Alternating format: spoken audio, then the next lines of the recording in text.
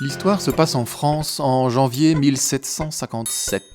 Le roi Louis XV regagne son carrosse quand un homme sort de la foule et lui donne un coup de couteau. Comme il faisait froid, les couches d'habits absorbent le coup et le roi n'a qu'une blessure superficielle. Mais le crime est grave. C'est même ce qu'il y a de plus grave à cette époque. Une atteinte aux représentants de Dieu sur la terre des hommes, ce qu'on appelait à cette époque un parricide. Après 3 mois de torture pour s'assurer qu'il n'avait pas de complice, le coupable, du nom de Robert-François Damien, est supplicié à Paris, devant une foule venue nombreuse.